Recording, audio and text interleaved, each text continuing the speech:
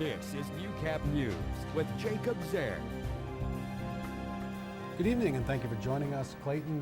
We'll talk about that football story, I guess. Maybe those Holy Rosary Raiders have been flying this year and the Lions are going to be in tough tomorrow. Yeah, they're going to be real tough, 7-0 the Holy Rosary Raiders, so they got a tough test ahead of them, but they're going to be up for the challenge. Well, we'll look forward to seeing that. And Gerard, what's going on in the weather for this weekend? Well, the weather changed out very quickly during the course of the day. It's as simple as that. Even in the last hour, we can see that lots of clouds have come over the Midwest. And for a day that started off with really a lot of promise, too, we got to 6 at 2 o'clock, and that's about all she wrote. The humidity has been slow, but it's climbing. 30% it's at the moment. The winds have been gusting at some points, but it's now coming out of the southeast at about 28 kilometers. And we even got a UV reading of 2, but the clouds have built up, and it's a similar story across in Cold Lake and area. Got to 7 at 3 o'clock for the Battlefords. Also got to 7 around the same time, and still enjoying some sunshine over there. We've got some weather on the way, running about a 40% chance across the region, and we'll talk about it in the second segment.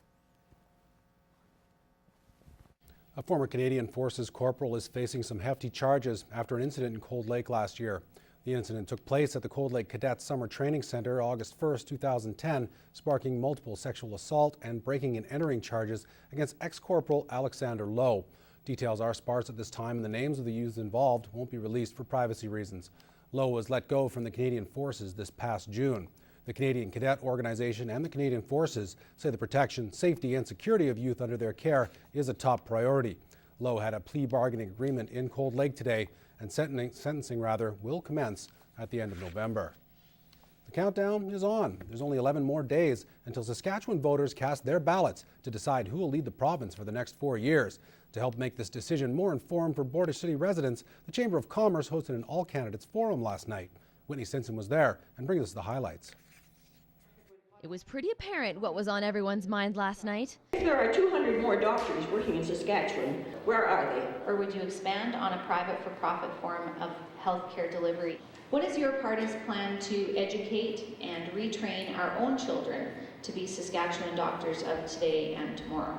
Healthcare topics dominated the conversation. All three candidates approached the delicate subject with different strategies. The NDP promises to double the number of primary healthcare clinics. The Sask party wants to forgive $120,000 of student loans for doctors practicing in rural communities. And the Green Party would move to put doctors on salaries instead of the pay-per-service system. Where do we want to be in 20 years? Other topics heavily questioned were affordable housing and reviewing the Ponash return rate. Even though this crowd was fairly small, the questions were thoughtful. There was some accountability, I think, to the questions and the answers, and that's really nice to see. It's nice to see that people are not just coming out and being complacent, that they actually want to have their questions answered. One new element the Chamber added to the format was a chance for the candidates to rebut other answers. And I think that really added some more dialogue to the evening, and I think it went really well. We'll probably continue to do that. The spirited public also had the chance to speak with candidates one-on-one after all their submitted questions were read. Generally, the people who were looking for answers felt better educated than when they arrived. And I just wanted to get a legitimate one-on-one feel for the candidates and for their energy and for their drive, and I feel like I got that. Yeah, I think a lot of the questions were addressed. You got an idea where the parties were at and their positions, so I think it was an informative evening. Looks like the race is definitely on. Ballots are being cast November 7th. Whitney Stinson, Newcap News. And if you missed the forum last night, in next week's episode of Around the Region, Whitney Stinson sits down with all three candidates individually to get a feel for their platform, their local campaign, and their hopes for Saskatchewan. That's Wednesday, November 2nd at 7:30 on CITL. Well, it may seem like the start of the school year just kicked off, but Lakeland College is already recruiting for 2012. Its annual open house kicked off today at both the Vermilion and Lloydminster campuses, and as Lauren Pullen tells us, sticking close to home seems to be a top choice for many local students. I love it here, actually. Tracy Stafford is a fresh face here at Lakeland College. Even though she started classes just 2 months ago, now she's the one showing potential students the way around the halls. I started on my first tour group, I started out with like 25 kids, and by the end I had like 2 kids because they'd all stopped at like classrooms and labs and tried like the hands-on stuff, which is great. It seems more and more local students are looking at Lakeland College as their post-secondary spot. Because it's close to home. Go home for supper with my mom still. don't have to cook myself, I guess, yeah. Over 8,000 students hit the books at both Lakeland campuses this year, and communications coordinator Colleen Symes says it's never too soon to start recruiting for 2012.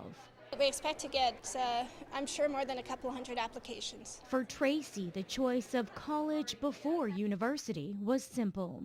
The classroom sizes are both the same size as the classes I had at high school, so it was a nice transition from home. It just made leaving home so much easier. We have trades, heavy oil, we have practical nurse classes, university transfer, various business classes. It starts January and other times throughout the year. And to the shock of some high schoolers, Lakeland has facilities that even top what universities have to offer.